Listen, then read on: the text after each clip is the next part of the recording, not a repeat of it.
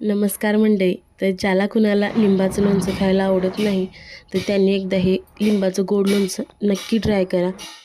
तर रविवारच्या बाजारातून मला लिंबू खूप स्वस्त मिळाली होती.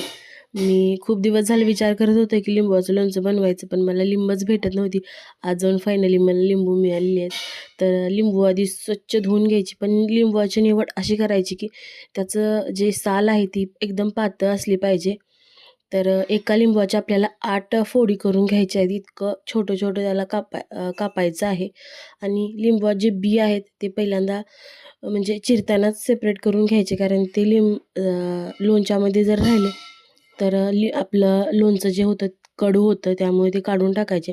अशा सगळ्या लिंबाच्या मी फोडी करून घेतल्यात. नंतर त्याला कुकरमध्ये शिजत घालायचं. शिजत घालताना त्याच्यात बिलकुलच पाणी घालायचं नाही. लिंबाच्या पाण्यातच ते खूप छान शिजतं. त्यामुळे दुसरं काहीच टाकायचं नाही. फक्त त्याला 4 शिट्ट्या करून घ्यायच्या. बघू शकताय 4 शिट्ट्या करून सुद्धा ते किती छान शिजलंय. त्यात अजूनसुद्धा लिंबाचा रस आहे. त्याची सालसुद्धा एकदम गिर शिजलेली आहे. तर हे मी मिक्सरवरून बारीक करून घेणार आहे. पूर्ण त्याची पेस्ट करणार नाही. थोडंसं साली राहिल्या पाहिजेत त्याच्यात, अशा पद्धतीने मी त्याला बारीक करणार आहे. बघू शकताय तुम्ही मी बारीक करून घेतलेलं आहे. नंतर एका कढईमध्ये साखर घ्यायची.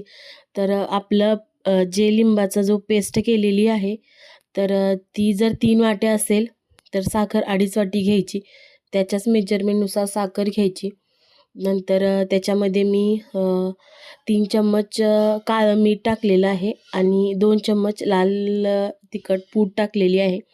ते एकदम मिक्स करून घ्यायचं आणि ते साखरेच्याच पाण्यात पूर्ण शिजवून घ्यायचं. इतकं सुंदर, म्हणजे जसं शिजेल तसं त्याचा कलर हळूहळू चेंज होत जाईल. बघू शकताय तुम्ही. लिंबूचं लोणचं खायला इतकं छान लागतं. आंबट, तिखट, गोड असं मिक्स लागतं. तुम्ही एकदा नक्की ट्राय करून बघा. तुम्हाला नक्की आवडेल. पुन्हा पुन्हा बनवून तुम्ही खाल. इतकं छान लागतं हे लोणचं.